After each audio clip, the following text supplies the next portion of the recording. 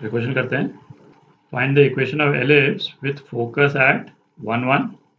Directrix क्या दे रखा है, ये डायरेक्ट्रिक्स दे रखा है। अच्छा, एलिप्स के तो दो डायरेक्ट्रिक्स होते हैं, तो ये अंडरस्टूड है कि ये वाला फोकस जो है वो इस वाले डायरेक्ट्रिक्स के साथ में अटैच्ड है ना, जैसा अपन डिस्कस कर चुके हैं जब अपन ने स्टैंडर्ड एलिप्स की इक्वेशन डिराइव की थी।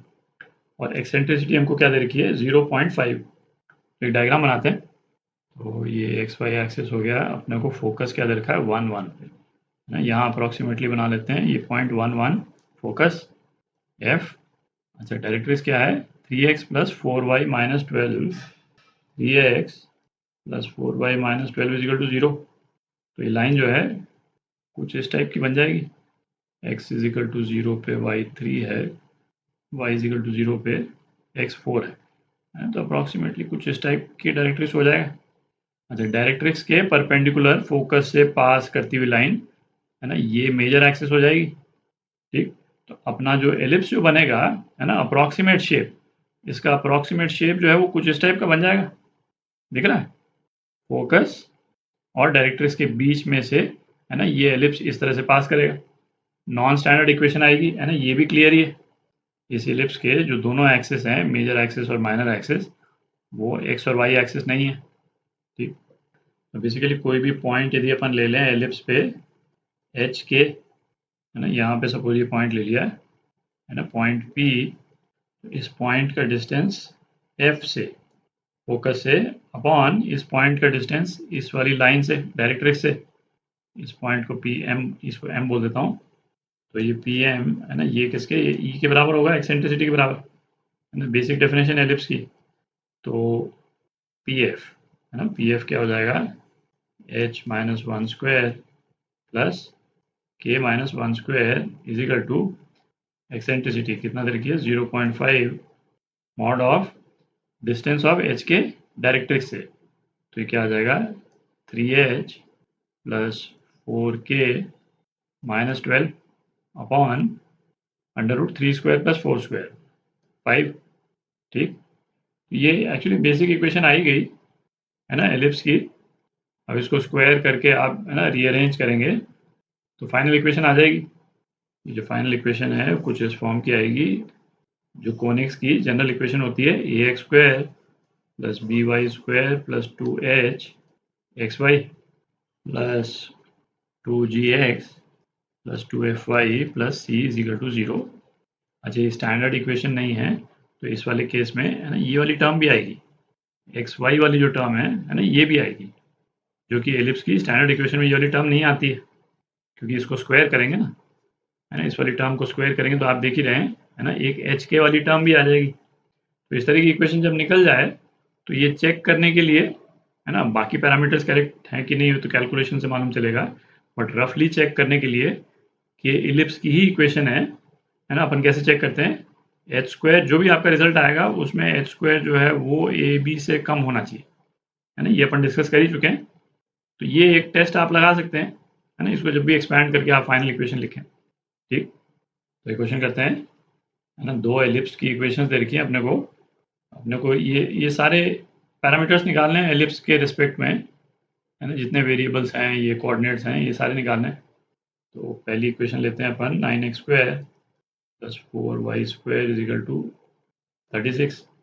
36 से डिवाइड करते हैं अपन, तो x² अपॉन 4 + y² अपॉन 9 = 1।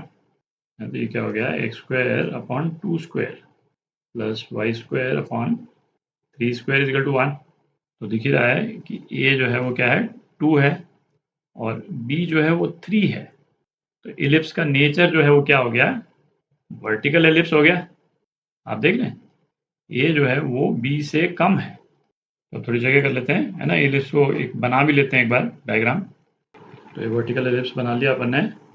इसका जो ये माइनर एक्सिस है, क्योंकि वर्टिकल एलिप्स है तो माइनर एक्सिस एक्स एक्सिस, और मेजर एक्सिस जो है ये क्या हो जाएगा, ये वाई एक्सिस हो जाएगा। तो सबसे पहले तो एक्सेंट्रिसिटी है ना, ये क्या हो जाएगा, √1 माइनस तो छोटा डिस्टेंस का स्क्वायर, तो छोटा डिस्टेंस यहाँ पे a है ना, तो a² 4 हो गया, और b² कितना, 9।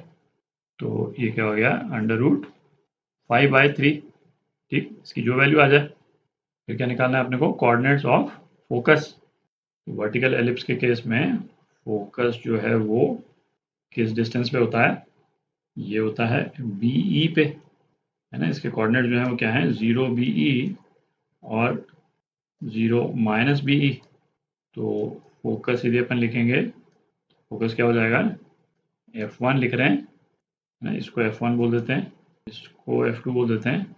तो F1 इसके कोऑर्डिनेट्स क्या हो जाएंगे, 0 BE, बी कितना है, 3 है, तो ये √5, और F2 इसके कोऑर्डिनेट्स क्या हो जाएंगे, 0 -√5। ठीक, अच्छा, वर्टाइसेस, इस वाले ये वर्टाइसेस कौन कौन से हो गए, ये हो गए मेजर एक्सिस, एलिप्स को जहाँ जहाँ जिन जिन पॉइंट्स पे काटता है वो वर्टाइसेस हो गए। इसको मैं A1, इसको A2 बोल देता हूँ। तो वर्टाइसेस के कोऑर्डिनेट्स क्या हैं, A1 है ना, 0B, 0B और 0 -B, तो 0B 3 और A2, ये क्या हो जाएगा, 0 -3। ठीक, सेंटर, सेंटर तो ओरिजिन पे ही है ना, 0 0 coordinates. Equation of directrix, equation of directrix, है ना। डायरेक्ट्रिक्स जो है वो किस डिस्टेंस पे होता है, ये मैं डायरेक्ट्रिक्स यदि बना दूं, ऊपर वाला डायरेक्ट्रिक्स, तो ये वाला डिस्टेंस, है ना, ये वाला डिस्टेंस क्या होता है, B/E। ठीक, तो इसकी इक्वेशन जो है ये क्या हो जाएगी, y = B/E।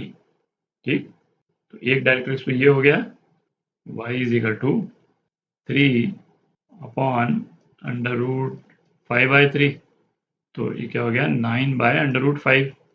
और जो दूसरा डायरेक्ट्रिक्स है उसकी इक्वेशन क्या हो जाएगी, y = -9/√5, है ना। दूसरा डायरेक्ट्रिक्स यहाँ बनेगा।